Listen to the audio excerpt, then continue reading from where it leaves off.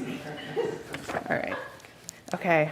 Hi, everybody. We're going to start our program today. I'm Kate Holohan. I'm Curator of Education and Academic Outreach here at the Syracuse University Art Museum. And we'll begin our program this afternoon by acknowledging with respect the Onondaga Nation, firekeepers of the Haudenosaunee, upon whose ancestral lands the university stands. So this afternoon, we're going to be celebrating the work of two wonderful students who we've been working with over the course of this past academic year. So first up will be Olive McKnight, who's our 2023-2024 Palitz Art Scholar. And following Olive's presentation, we'll be hearing from Ivan Shen, the 2023-2024 Kaish Fellow. Olive will present first, followed by Ivan. We'll have about 5 minutes for questions after each student's presentation. And then we'll have a small reception afterwards when the program concludes. So a little bit about the Palitz Art Scholarship and about Olive. The Louise and Bernard Palitz Graduate Art Scholar Endowed Fund was established in 2011 by longtime museum advocates and supporters, Louise Berenger Palitz and Bernard Palitz. And it supports outstanding Syracuse University graduate students in art history and/or museum studies. Awardees are known as Palitz Art Scholars in recognition of their achievements and potential in the fields of art history and museum studies. Our scholar this year, as I mentioned, is Olive McKnight, who's a graduate student pursuing degrees in museum studies and art history. And Olive is about to present her art history thesis tomorrow, which is really exciting. Olive is currently a visitor services assistant at the Schweinfurth Art Center in Auburn, New York, wherein she enjoys working with a vibrant community of artists. Her current academic research includes photojournalist Leonard Freed's photographs of the gay liberation movement in the 1970s, including some of the Leonard Freed photographs in the museum's collection. And today she'll be presenting her work, as you see on the screen here, elevating police photography to a new dimension, context and aesthetics of Leonard Freed's police work. So, welcome, Olive. I'm going to hand over the mic.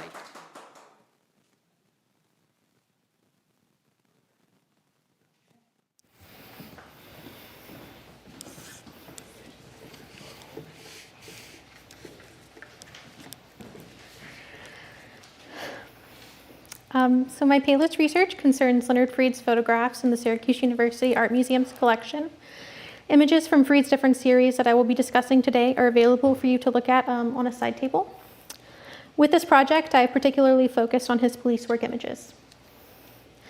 Police Work is a photo book first published in 1980 that depicts the daily sights and activities of the New York City Police Department. This photograph is one example of Freed's voyeuristic and artful documentary tendencies that are visible throughout police work. Here, the contrast between the officer's clothed chest and the drug dealer's naked chest is stark. The drug dealer's undone belt and pants reveal his underwear. When combined with the headless nature of the two men, there is a sense that the viewer is looking at something that they shouldn't be. The caption calls attention to the officer's opera glasses, guns, and switchblades, and this further emphasizes the vulnerable bareness of the drug dealer. With this body of work, I'm interested in how the photo book's messaging, communicated through the author's note and captions, is complicated by Freed's blending of art photography and photojournalistic aesthetics. Generally speaking, art photography is created with emphasis on aesthetic and creative qualities, while photojournalism is more invested in objective recording and reporting of an event. This research is connected to my art history master's thesis on Freed's understudied 1970s gay liberation series. This series consists of photographs taken at the 1970 and 1972 Christopher Street Liberation Day demonstrations held on the first anniversary of the Stonewall uprisings, and photographs taken at the 1971 performance of the Coquettes, a gender nonconforming improv group from San Francisco. My thesis focuses on Freed's interests and dynamics of voyeurism, gay visibility, and how, despite Freed's sometimes problematic gaze, the series can be understood within Jose Esteban Munoz's framework of gay futurity and gay utopianism. Freed's interest in photographing the sign here that reads, "Have no fear, we're only queer in your eyes," demonstrates Freed's reflexive interest in dynamics of viewing and being viewed, while also showing the gay community's concern with visibility at this event. I explore Freed's photographic interests with attention to his relation to Magnum Photo Agency, of which Freed became a full member in 1972. Magnum Photo Agency was established as an independent cooperative of artistic photographers and photojournalists in 1947. Magnum allowed its members to develop their practice within an intentionally hybrid space between photographic record and art. Magnum was founded by 4 men who were seriously impacted by the events they experienced in World War II: Robert Capa, Henri Cartier-Bresson, George Roger, and Shem Seymour, one of whom is pictured here. For Magnum members, the camera is active with potential to influence public opinion and speak for the oppressed. Rather than just present events objectively, Magnum photos encourage their photographers to take personal pictures. This personal model sets their photojournalistic practice apart from those, such as the traditional media, that would incorrectly set photojournalism up as showing pure truth and fact with no bias. They were also able to cover whatever events they choose and publish their photographs where they like, while still leaving Magnum to sell their images to other countries. Now, Leonard Freed was an American documentary and art photographer with a long, diverse career whose pictures captured violence, domesticity, city life, and liberation around the world. He was born in Brooklyn, New York in 1929 to working-class Jewish parents, and initially Freed intended to be a painter.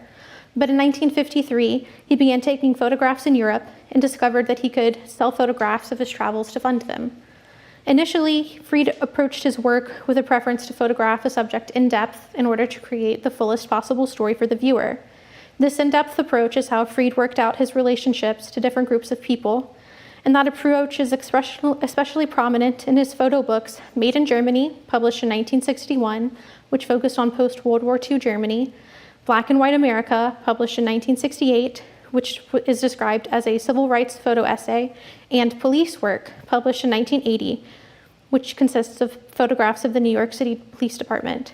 He is also well known for his 1973 photographs of the Yom Kippur War and Martin Luther King Jr.'s 1963 March on Washington, D.C. Freed died in Garrison, New York in 2006. Freed's approach to a subject, his audience, and the kinds of photographs he sought to take evolved over his career. According to Freed, photography and the reproduction of images are universal language. His photographs are therefore precise with the intent to communicate information about a people, place, or event. By the 2000s, Freed wanted to take photographs that, quote, "you can take out of context and put on your wall to read like a poem," end quote. This sentiment can certainly be felt in his work in the 1970s, as evidenced by his blending of art photography and photojournalistic aesthetics. Freed's intimate and personal approach to photojournalism was characteristic of Magnum Photo Agency, of which Freed was a longtime member. Leonard Freed's photographs consistently exhibit an interest in social dynamics such as race or class. For example, Freed was inspired to make Black and White America when he saw an African-American soldier in Berlin and reflected on how the soldier was fighting for freedoms that he would not receive when home. The photo book opens with an image of that soldier pictured here. According to scholar Kimberly Schreiber, Black and White America revealed, quote, "how racism and resistance are not just on display in exceptional, highly mediated events, but also operate through the ordinary and mundane," end quote. This image of a soldier at work is one example of a mundane scene that, for Freed, illuminated America's racial problems. While Freed's position in Black and White America is overtly social justice oriented, Freed's photographs in Police Work are harder to understand. In the author's note, Freed states that no one actually knows much about the day-to-day reality of police officers, and Police Work seeks to correct that oversight because he's seen police states develop in places that didn't pay close enough attention to the police.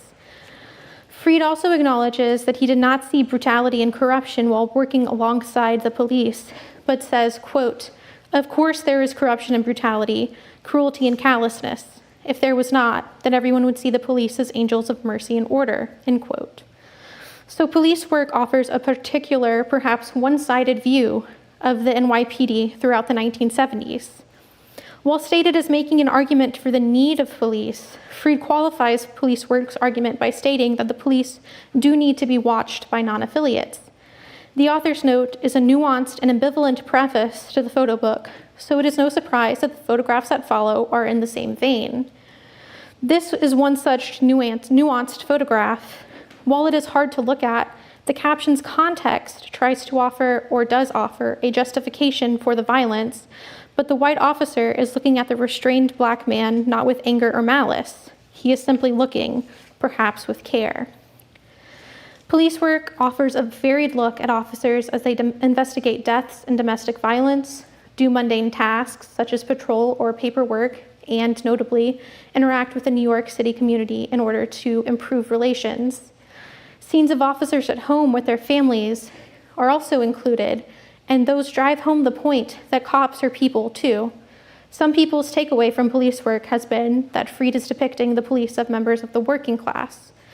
The focus on the everyday presents scenes that seem intimate and even voyeuristic at times, as the less fortunate or exploited for their crimes, addiction, and victimhood.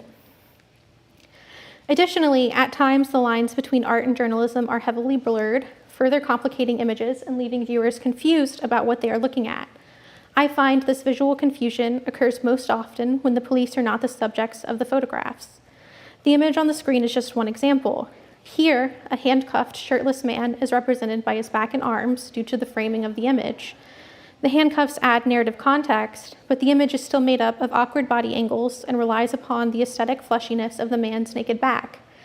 The image reflects Freed's artistic urge rather than his documentary efforts, because the man's form, rather than the event of the scene, is the subject of the photograph. Police work was the result of Freed's near-decade-long journey alongside the New York City Police Department. In the early 1970s, Freed began taking photographs as the NYPD as commissioned for London's Sunday Times. In 1972, the Sunday Times article was published with the headline, "Thugs, Mugs, Drugs, City in Terror." Freed said that the Sunday Times wanted blood and gore, but he was interested in the lives of the police. So he continued his work after the article's publication to better show the complexity of the police as ordinary working people. In the photo book, none of the images are dated. This distances the photographs from their contextual meaning within time. This is notable because throughout the 70s, the NYPD was faced with several different issues. First, the police were facing widespread criticism over their handling of African American and gay civil rights. Second, reports on corruption were published in 1972, which cast further doubt on the department. Finally, by the mid-70s, New York City was on the verge of bankruptcy. To handle the fiscal crisis, significant cuts were made to public services, and the police department was faced with budget cuts that led to 5,000 layoffs within the department. In response to the threat to their livelihoods, the police and fire unions launched the Fear City campaign. The unions distributed pamphlets at major transportation hubs such as LaGuardia Airport, Grand Central Station, and the Port Authority, just to name a few, in order to draw attention to the allegedly unprecedented crime levels. The crime rates were far from unprecedented, though films, television shows, and mass-produced pulp fiction likely contributed to the sense that crime and disorder were endemic to New York City. Freed's police work was made at a time when the NYPD was under fire from all sides, facing demands to combat crime and address widespread criticism. There was some controversy when the Sunday Times article and police work were first published.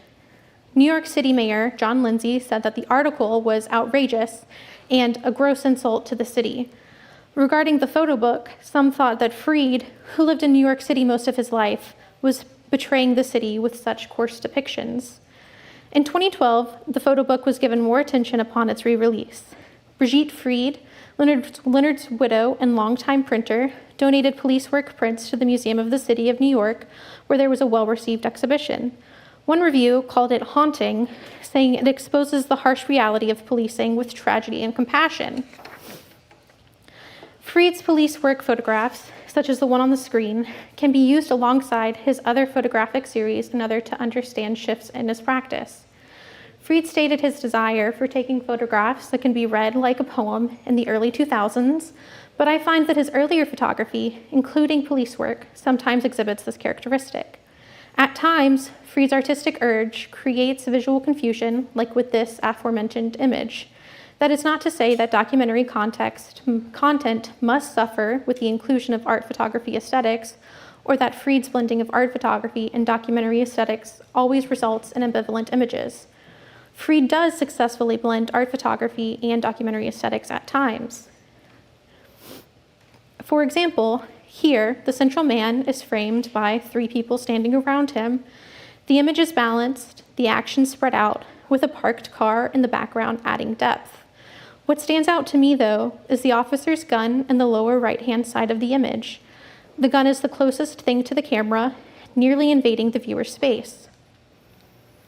It is on the same plane as the man on the ground's hand, encouraging the viewer to draw associations between the gun and the hand, alluding to the gun's use even though the man on the ground is seemingly no threat. Instead, the gun itself is an ever-present threat. The gun can be understood as a visual metaphor for police violence, even though it may not be actively happening in this image. The caption is also of note here. An officer told me, "I get home after a drunk has spewed all over me, and the wife says I stink. She doesn't want me near her. I smell of vomit. Shit." It is unclear whether or not an officer is the officer pictured and if the man is the drunk. It can be presumed so, but in the photo book, the captions are presented several pages away from the images themselves, creating distance from the photograph and its context. This image, captioned, "If I had to, I would shoot," the officer said, "It's best not to think about it. Anyway, most cops never have a reason to shoot in their whole career. Let's hope I'm one of them," is another photograph that exhibits many aesthetic considerations by Freed. It is very formally balanced. The image is divided into 3 vertical segments by the suspects who have their hands pressed against the wall, with the light marking the center of the photograph. The man in the trench coat takes up more space as he is closer to the camera lens, while the officer and the man on the far left take up a relatively balanced amount of space due to their distance from the lens. The light-colored jacket, bright light, and pale pointed hand of the officer serve as a visual focal point that guide the viewer's eyes around the picture. In the caption here, the article "the" is used instead of "an," which suggests that the officer pictured is the one talking. Here, the image captioned, "An officer once said to me that he always worried about his family at home. Who, he wondered, protected them when he worked nights. It made him diligent," is another visually striking image. The caption once again does not address the events photographed. It isn't even clear whether or not the officer mentioned the caption is the subject. The pale floor contrasts sharply with the surrounding darkness and draws attention to the blurred gun in the officer's hand, which is pointed at someone outside of the picture frame. The blurred gun adds to the drama and immediacy of the image, but those things are undercut by the lack of suspect. Through favoring dramatic aesthetics, Freed sometimes limits the documentary capabilities of the camera, and here the caption adds no clarity to the overall image.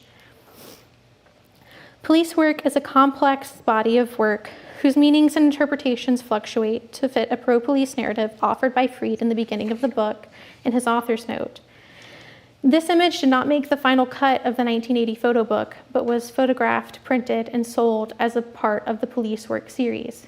It is one of the many images that shows police officers interacting with local children in some way. This image depicts the police station as a safe space for the neighborhood children, where they could visit and learn about the work policemen do. The officer's face is in shadow, but the kids' faces are bright and open. There's room for interpreting the man's shadowy face as symbolizing how people see him or how he's been corrupted by police work. The camera's angle is also lower in order to be more level with the children. The caption's mention of public relations is interesting, and it isn't the only time Freed mentions public relations in the captions of this series. This seems to be reflexive. The children visiting is good public relations, and Freed photographing the event amplifies this instance of good public relations. But as viewers, do we trust that this scene wasn't staged by the officers? As I conclude, I would like to step away from the formal aesthetics of the work and think for a moment about trust and the practicalities of this series in a museum. What can be done with this series of photographs within an academic art museum? Within the whole series, many photographs depict violence and dead bodies, images that should be treated with sensitivity for a myriad of reasons not limited to personal trauma and religious demands.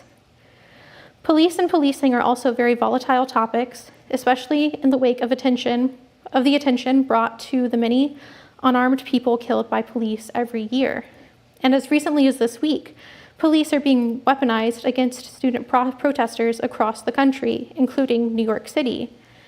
As I worked on this project, I was constantly asking myself how this body of work can be displayed, as it has not, as far as I know, been exhibited outside of the 2012 exhibition at the Museum of the City of New York.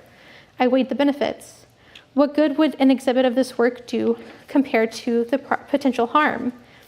This consideration raises broader questions about the ethics of censoring violent or disturbing photography in museums, because who is to decide what content is too much for an audience to bear? This is a question particularly pertinent to photojournalism and Magnum's particular style of blending art photography and documentary aesthetics. How can museums display this work while offering multiple perspectives on a hotly debated topic such as police? Should museums do so with this topic? I certainly do not have the answers to these big questions, but I do think that providing independent researchers access to the prints is one possible answer. Thank you.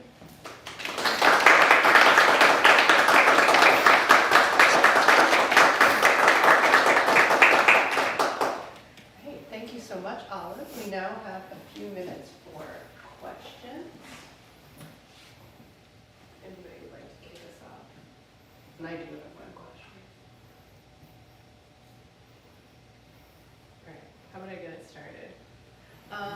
Olive, can you talk a little bit about how seeing some of these photographs, right, in person in the museum's collection shaped your research and thinking about Leonard Freed's work? Yeah, so even if I have the entire photo book in front of me, I still can only see 2 pages side by side at a time. And so getting to see multiple prints kind of laid out allows me to, I think, make connections that I would have at least taken longer in other forms. And then also a lot of my research has involved looking at the backs of prints and seeing what information about their circulation that I can figure out based on the inscriptions on the back. And that's not something that you can do with just seeing the front. So, yes. You said that it was not up to you to answer certain questions that you were questioning yourself. But, Yes. What would you propose as an exhibition using these images, linking to what you were discussing about them? I think that having something like a printed version of the Fear City pamphlet would be a good way to offer like more contextual information about what was happening in the city at the time. And I think there would have to be content warnings and maybe, because there's like many different ways you could do the layout. Like you could do the layout as they appear sequentially in the books, but you could also perhaps group some of the more gruesome images of like dead bodies in one room. That way people could skip it, perhaps. But yeah, so those are some things that I think could be done. Yes. I'm curious about your thoughts on Freed's method of using kind of like longer captions as opposed to like a traditional title, and if like, I don't know if that, in your opinion, adds or even maybe detracts from the image? I think it adds more than the captions that are just the place and the date, because he also uses those. But it's a very interesting from like a literary standpoint, because then you can either trust that what you're seeing is related to the image, but like I said in the photo book, the images are just numbered, and then you get to a page that just has like the number and the caption. And so then on one hand, that makes the reader do more work and have a more like engaged reading process. But then on the other hand, it's just as easy to skip them.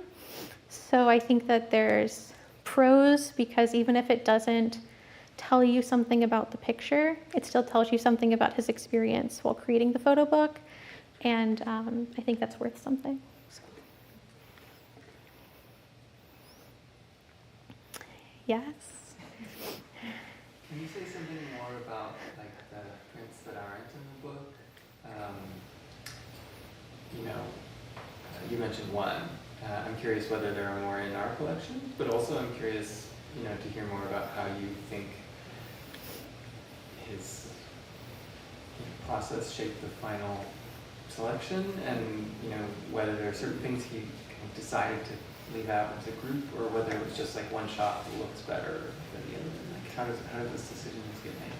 I think ultimately, every single image in the final version of police work is something that is very visually striking. And like with the last image that I showed of the children with the officer, while it's interesting, there are other images that do the same thing, which is showing the police interacting with kids, but in a more like visually striking way, where it's like you look at it and it's like wow.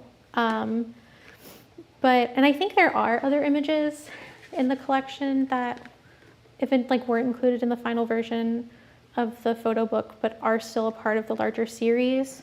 And yeah, I guess, like I said, they're just not, it's like purely aesthetics, because there's like certain kinds of stories that are told. And so if he can do that with a better picture, then he does. I'm just wondering, thank you all, that was fantastic. So you raised the question, is there any indication based on your research that there were perhaps some understandings of this project as a kind of PR for the NYPD, or? I think so in some ways. Like Freed, based off of the pictures, it doesn't seem like he was ever in any danger. Like there's one drug bust, but like they find one person who's there, and it seems like it was very well researched and like set up. And like since he says that he doesn't see brutality and corruption, but he knows that it's there, and so it makes me seem like at the very least the people around him knew to be on their best behavior, even if he wasn't intentionally setting out to make something to make them look good.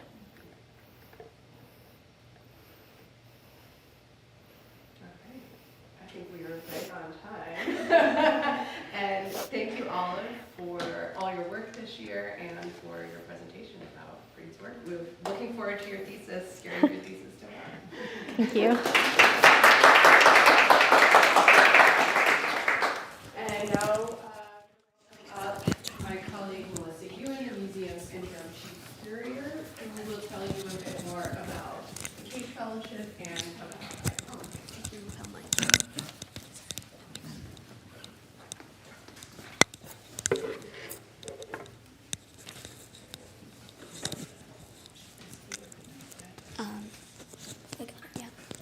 All right. Hi, everyone. Thank you for joining us today. My name is, as Kate said, I'm Melissa Ewan. I am the interim chief curator here at the museum, and I am delighted to share a little bit more about the Kaish Fellowship and to give an introduction to this year's fellow. So the Kaish Fellowship Program was established in 2021 through the philanthropic gift of Syracuse University alumni and prominent artists Louise and Morton Kaish. And I think Morton and his daughter Melissa are tuning in via live stream. So hi, Morton and Melissa. We're so glad that you're here virtually. And the program that the Kaishes have funded is an opportunity really for undergraduate students from any discipline to really focus on works of art made by Louise and Morton, as well as other works from the museum's permanent collection. And the fellow usually spends the full academic year conducting original research, which then culminates in either a piece of scholarly writing or a creative project. For the 2023-2024 academic year, the Kaish Fellow is Ivan Shen. A student from Shanghai, Ivan is a junior in the architecture school. He is also pursuing a major in music history and cultures, along with a minor in vocal performance. Among his many academic highlights here at SU include the following. Ivan is a 2024-2025 Remembrance Scholar, a member of the Rene Crown University Honors Program, and one of the 2 class marshals for the class of 2025. He has studied abroad in Florence and London and spent a summer conducting research on informal settlements in Rwanda. His achievements in the field of architecture and design are too many to list, so I will only highlight the most recent one. Yesterday, his project for the architecture school's comprehensive design swept all of the competition's categories, including winning the school's overall design award. In addition to being a superb architect, Ivan's scholarly interests are wide-ranging, and it's truly been my pleasure to work with him this year as he explored all of them. We see some of it on view in the scroll to my left, your right, and I will also be projecting a digital version of this during Ivan's presentation. And as a preview of it, his presentation will be slightly interactive. He will speak about 3 works of art in this space, and then we will take a field trip into the Louise and Morton Kaish gallery, where we will wrap up with the final painting that Ivan will be discussing. And so I know we will all be in for a treat as Ivan takes us through his project, Islands and Soundscapes. So take it away, Ivan.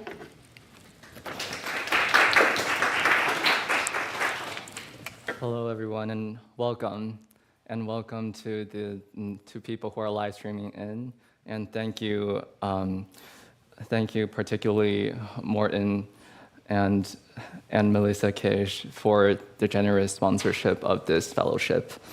And as Melissa mentioned in her very generous introduction, I come from Shanghai, China. And since young, I had the privilege to explore different mediums of art, drawing, singing, and poetry writing, and a lot of things. And so this fellowship project will take form in a very interdisciplinary format. Sorry, English is not my native language, to the artwork that we selected. And also a challenging one because the proposal of the fellowship I submitted to the museum is not a theme, for example, fragmentation from last year's fellow Sasha. Rather, it's proposing a methodology to use architecture and music into disciplinary tools to interpret the landscape paintings.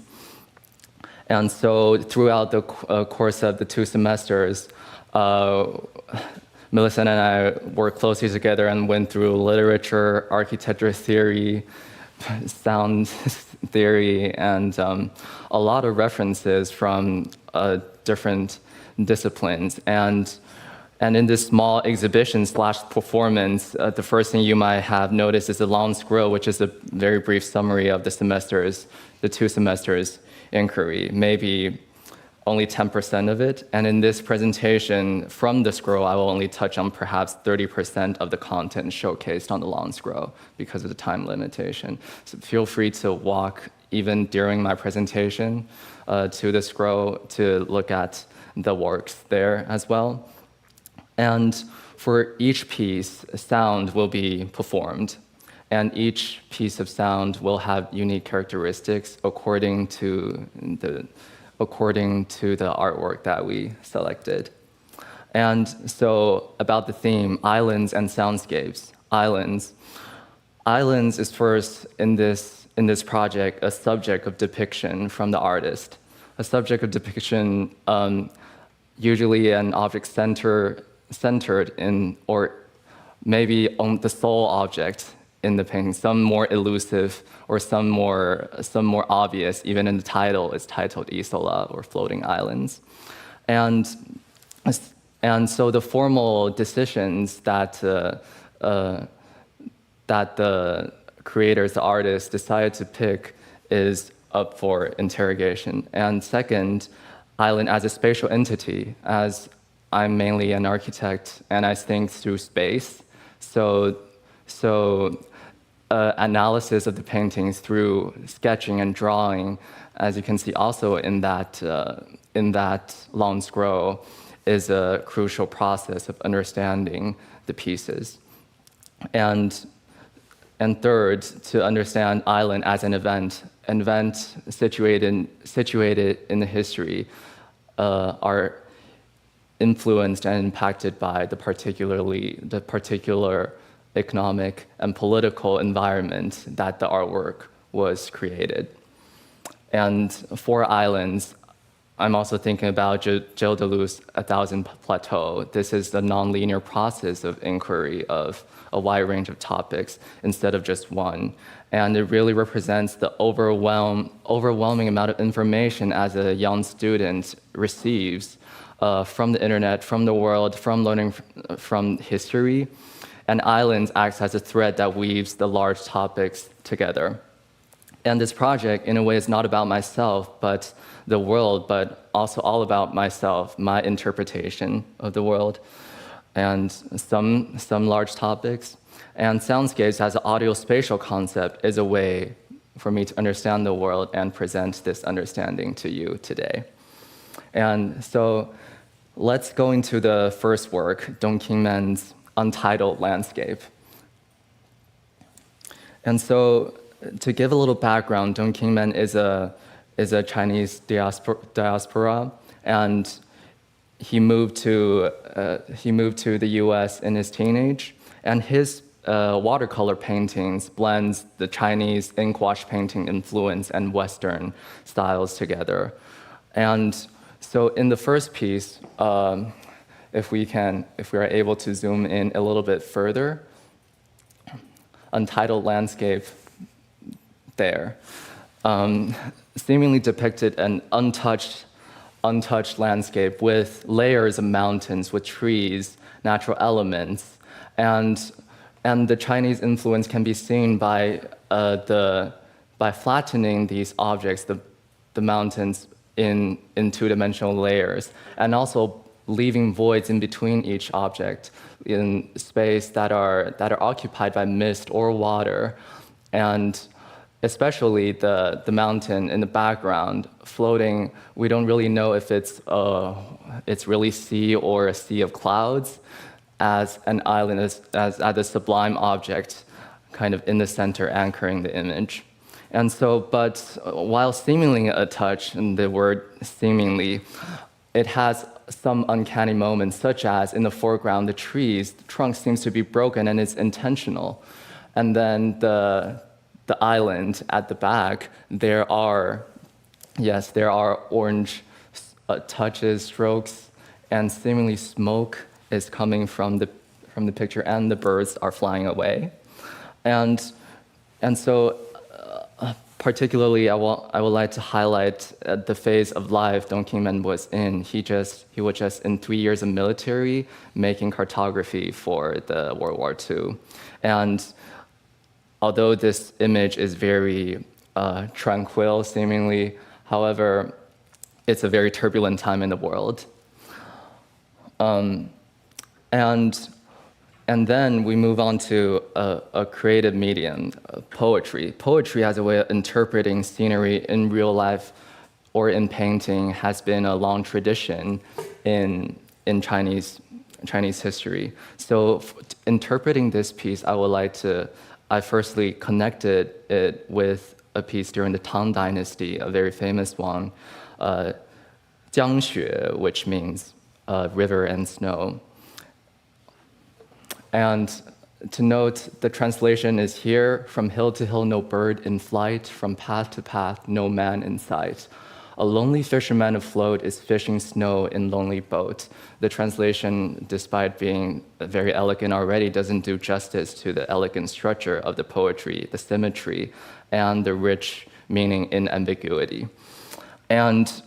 And so the latter part, postscript on river and snow, is written by myself, continuing the narrative. The first 4 sentences continues the depiction of scenery, and blending it to the Dong Qingmen's landscape.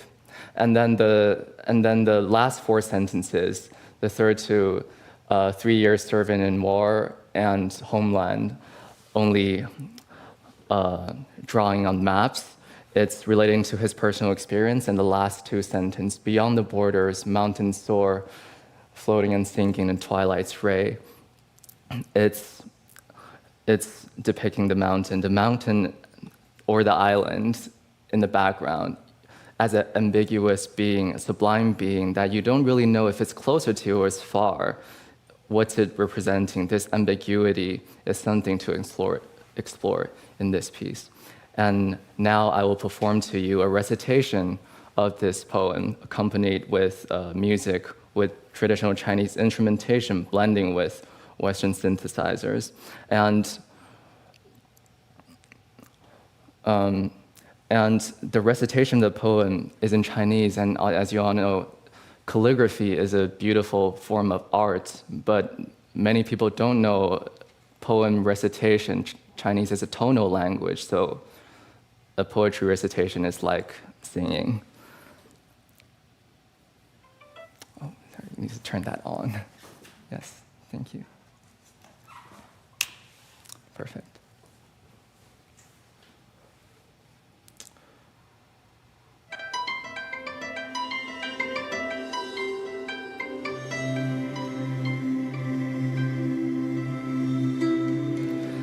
千山鸟飞绝，万径人踪灭。孤舟蓑笠翁，独钓寒江雪。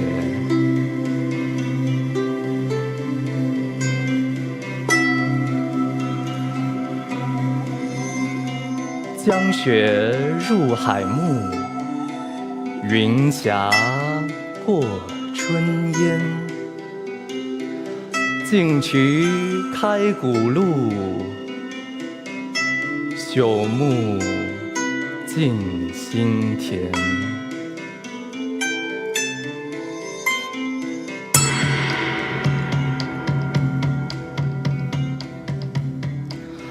三载入军机，故土莫中莲。关外有远山，浮沉暮色间。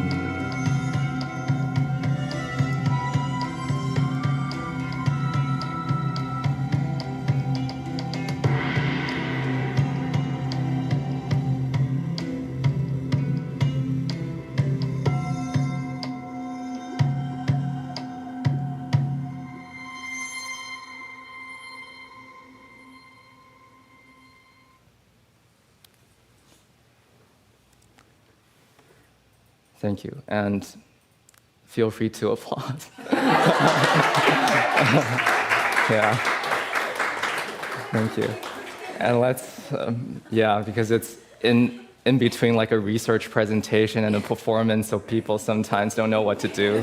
But I have an expectation from a musician, so yeah. And so the second, Isola from Morton, Kaish. And Isola is created during Morton's time traveling in Italy. And initially, when picking the artworks from the repertoire of his painting in his works in our collection, this particular one intrigued me because of his decision to use grid as a pattern that imposed all surfaces. And to understand his decision, we started with trying to identify where the Isola, the island, is. And so the island is in Rome. It's actually, I found that it's somewhere I've been during my semester in Florence. It's in Rome, called Isola Tiberina on the Tiber River in Rome. And particularly that time when he was working on this art in plein air, it was during the post-war period, post-fascism period, and he was likely standing on the bridge. But according to any angles we found on Google Maps, none of the angles matches the angles he he depicted.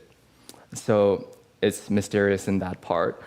And so during that time, Italian rationalism architecture is still prevalent. Italian rationalism was a style that was prevalent during the fascism regime, but then continued to later. And grid as a system of transparency, a system of calculation and rationalization was evident in all those architectural evidence.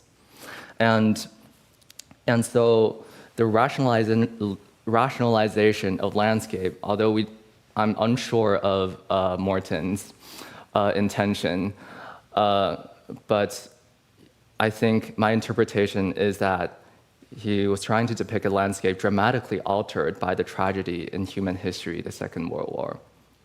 And formally, I also associate this particular work with the radical architecture movement in the late 60s, showcased on the left side. The radical architecture movement, particularly in Italy, was led by a studio called Super Studio, a practice in Florence. They produced collages and textural provocations, utilizing the grid as a tool to represent the landscape of consumerism. In their collages, in the future, there will be no architecture. There will be this super surface that extends across the globe, and then you can plug in your household appliances, plug in. In a way, our world now is dominated by this invisible grid, but during the late 60s, they represented it visually. And so in this piece, following piece I'm going to perform is really trying to represent this contradiction or ambivalence towards this universal grid. At the same time, it makes our lives much more easier and it universalizes everything. At the same time, it poses crisis. And if I were to talk about Super Studio, I can talk for 2 hours, but today I'm not going to do that. And associating the theme of island, now I will perform the second piece of sound.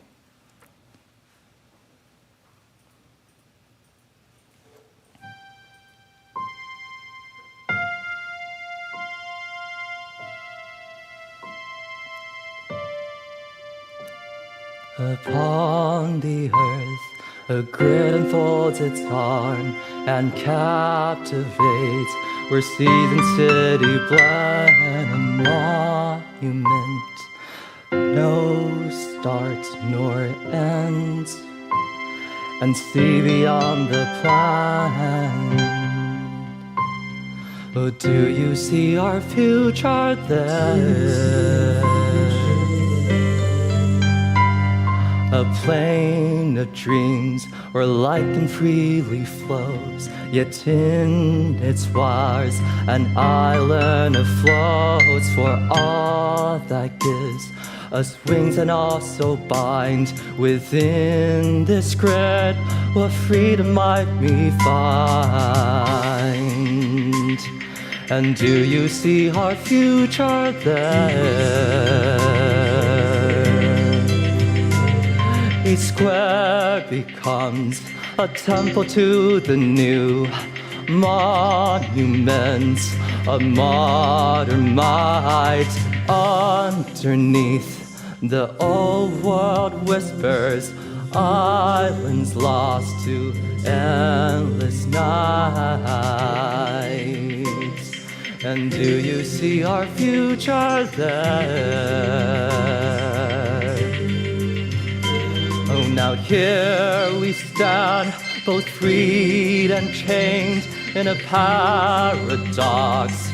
Ragtide, a world connects, yet divided in the labyrinth of lines. And do you see our future there?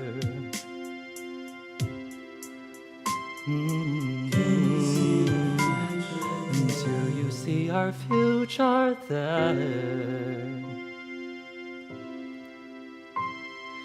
Do you see our future there?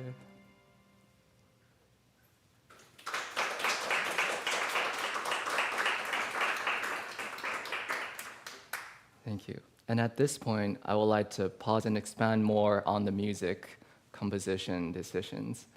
And so for all 4 pieces, despite some are poetry recitation, some are singing, they share the same motif that represent the static water or the environment that the islands are in, represented by the motif da da da da da da da da, and this constant the melody, the motif in the background are interrupted by the islands, the melodies, and a theme that you can probably easily identify throughout the 4 pieces.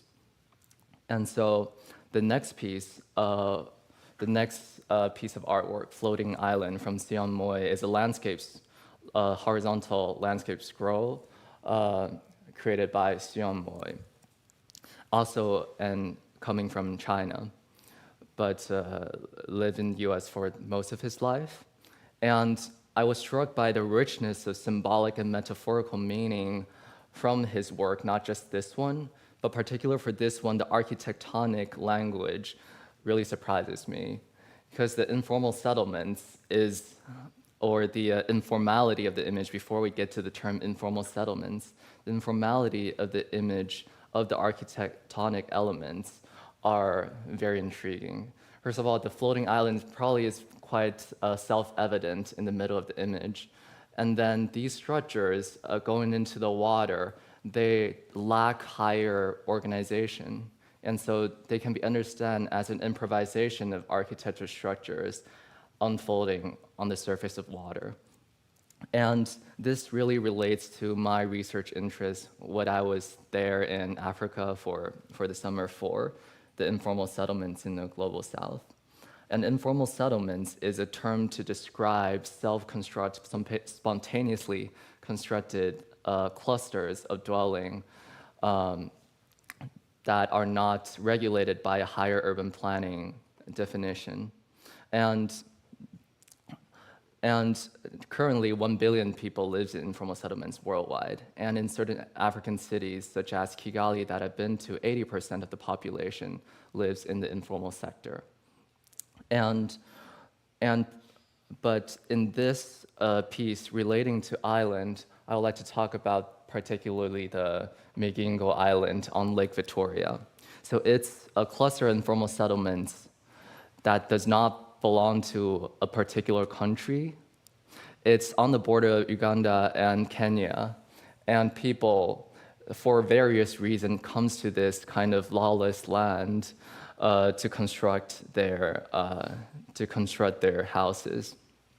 And also a sense of anarchism can be interpreted from the particular island. And formally, it has striking similarity towards Sion Moy's piece. And so in the following piece, I would like to explore the idea of informality using sound. The clarity of, so in this piece, I reappropriated several interviews that took place on the Migingo Island. And so in this piece, narratives from outside media, from the government, from the journalist, and from the local, most importantly, the local residents are showcased. They're superimposed, overlapped, and clarity is no longer important. Also for informal settlements, I can talk a lot about it, but the complexity and ambiguity of the sound piece is the highlight. And for this one is a ready-made piece, so I will not be singing. And here it goes.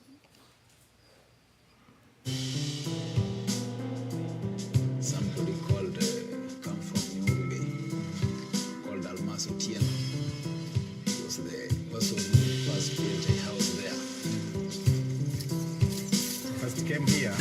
This tangle of makeshift shelters on a piece of rock on Lake Victoria bustles with activity. Hundreds of fishermen from across East Africa have made the land their home. Their island may be small, but Kenya and Uganda have been arguing over it for a decade. This is Kenya. They are telling us what they've done. rather have it on the other island because they claim the island is theirs. What should we do?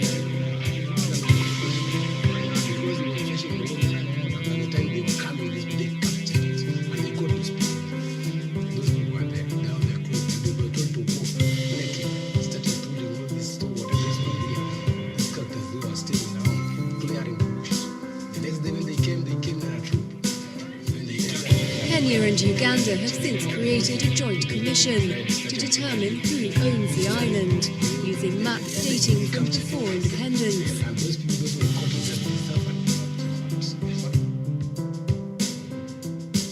Kenyan fishermen and local politicians have called for the government to seek help from the UN's top court to resolve the matter. The move is worrying for the island's occupants, who just want to make a living. How's the fishing here? Why is it so low?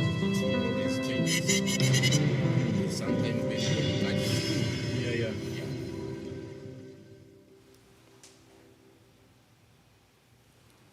Thank you. So in Now we're going to move into the Kaish gallery for the, oh, what? Oh no, that's not a part of the plan. Yeah, let's. Yes. yes.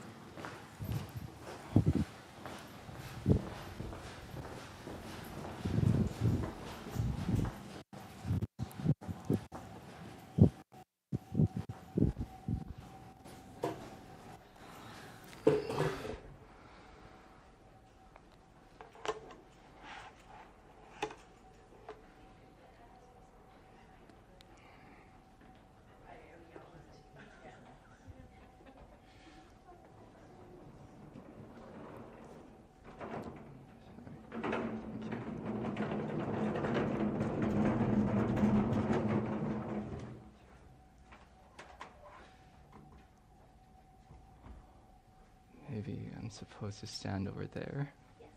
Okay.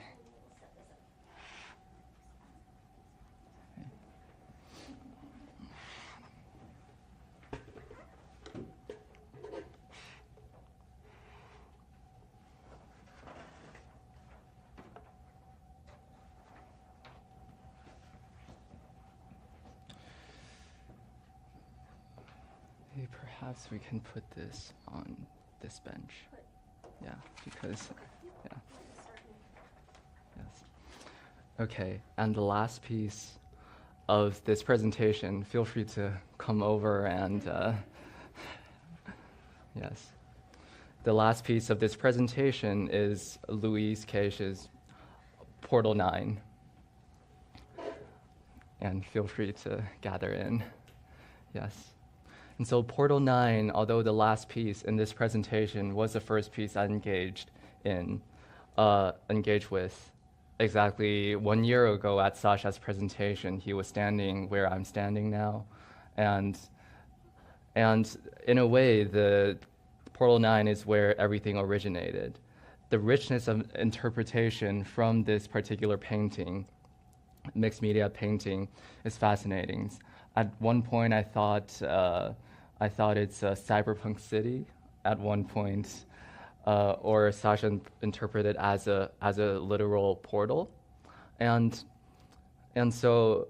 But after looking closer at the image during the beginning of the semester, after I came back from London last semester, to actually stand in front of the painting and analyze the intention behind each line, each stroke, and each color, or the composition decision, I came up with a surprising interpretation that Portal 9 is trying to depict a burning house. And once you start to see it that way, it will look very, very it makes a lot of sense. So the painting is framed by this blue frame, and with these white lines cutting across that are seemingly very close to the viewers, and this subject in the center framed by the blue, vaguely from the color and the strokes, you can interpret a gabled roof on the top part here. And then coming down, the vertical element, the chunk of the house, the walls are here. And furthermore, it's burning because it's orange. The orange flames are coming out from the windows. And this is not just a burning house in the middle of the water. In other words, an island. Because of the reflection of the door. Below this line, it's all reflections. But this leaves something unexplained, which is these diagonal lines very close to the viewers. What are those? They are the flames on them are not reflected in the water. So this is the frame, the window frame where the viewers are standing. It's breaking off just like the one in that model. And it really destabilized the viewpoint of the viewers that you are no longer safe. You are also not safe by being a spectator. So a floating house among the surface of water, what do you think of? I think of sea level rise. I think of ecological provocations. The last house on the world, it used to be on top of a mountain, but now it's the only thing that is left. And that's also the reason why I choose to have this as a last piece. And so in this piece, still maintaining the musical motif, I try to explore burning as a surreal process. And that model is a burnt model. Images of its burning can be seen here. And model making as an architecture student, what we usually do every day, we pull all-nighters doing models, are a way for me to understand the space and understand the process of burning as a ritual, a surreal process.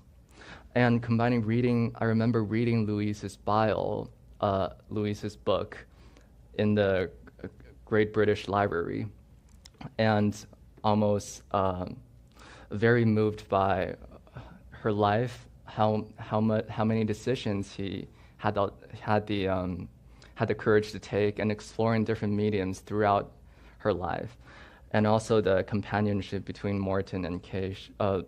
Morton and Louise is also a very fascinating, inspiring couple. And now that Louise has now already embarked on the journey to deep space. She is traveling on SpaceX rocket, literally to deep space. And this kind of spirit of investigation, of exploring, even after her death, I think it's something I would like to explore in this piece. In a way, it's an invitation for the listeners, and this painting is an invitation for the viewers as well. One thing I forgot to mention about the hypothesis of this being a house is also backed by some contemporary works she made. The series Lover House made almost the same time of the creation of this work. And Luise also received musical training since young, and architecture. He worked at architecture offices as internship during her undergrad here at New York City every summer. So I think these interesting facts are also something that I kept in mind in composing this piece. And so let's delve into the last piece.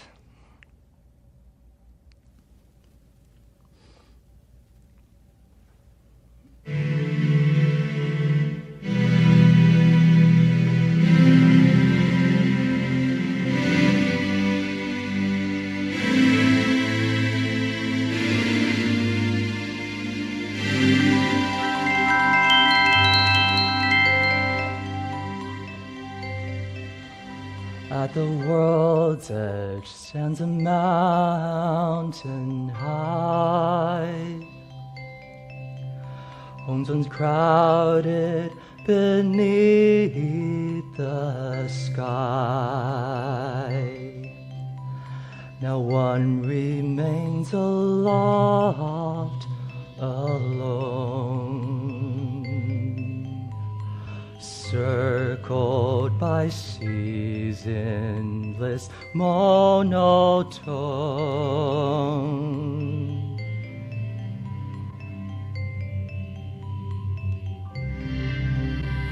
The last house now fondly burns. Will you join me as the tide turns? Follow me to hedge our universe,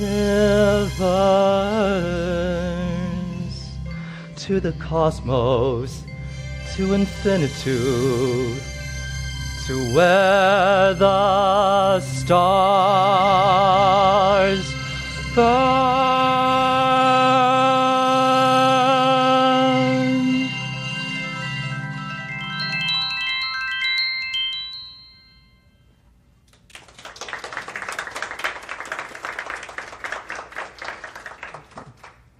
And that marks the end of this presentation. Thank you.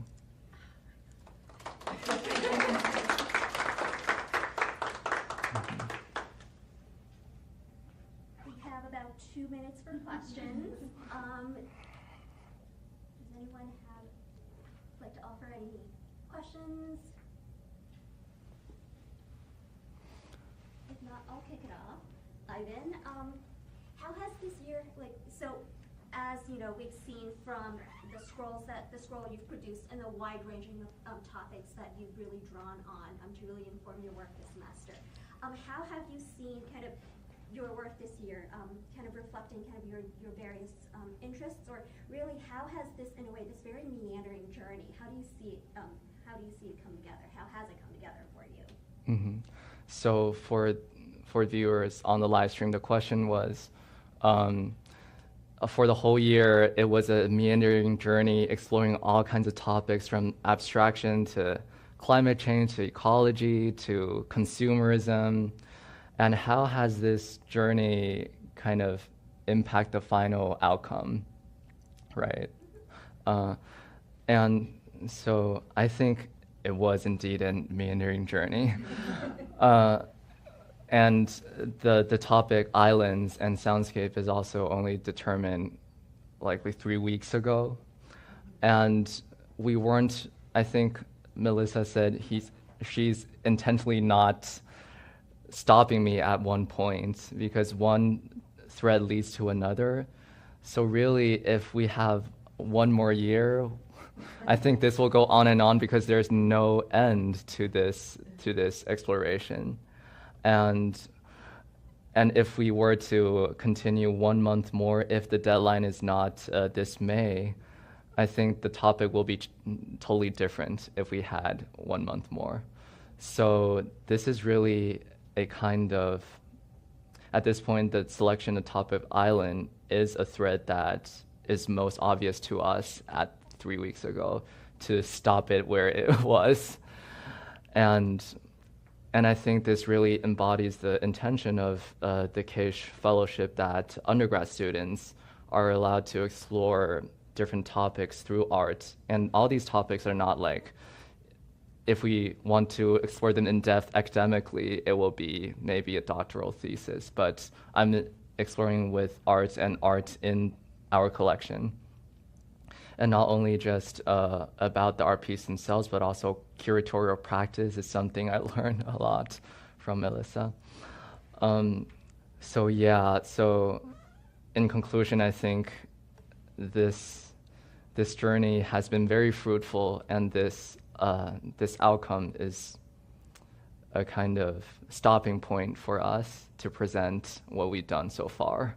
And I hope to continue this exploration by myself beyond this museum, and continue to understand the world through sound. And actually, next semester, so my music thesis will be Soundscape during the Chinese Cultural Revolution. And that will also culminate in an exhibition at the end of this year or earlier next year. Still very vague plan, but stay tuned. Yes, thank you. I think this is a perfect ending, and I love that note that you articulated about this is a stopping point right now, right, on a journey that may continue, and I think that is a great summation of what scholarship is and what inquiry is, right? Olive, I imagine I saw you nodding along too, right? There always has to be this stopping point and may be resumed in similar different ways in the future, right? We're always building upon. So love that note. Thank you so much. Ivan, thank you so much. Olive, it's been a pleasure for all of us here at the museum to work with you and support your work this year, and we really appreciate everything you've done to help us see the collection in new ways. Of course, thank you to the Palitz family and to the Kaishes, of course, for supporting both of these students. And as a little memento of your time at the museum, we made little museum goodie bags. Amazing. And now I want to invite you all to join us for a reception right in the front of the museum. Okay, thank you. And thank you, everyone.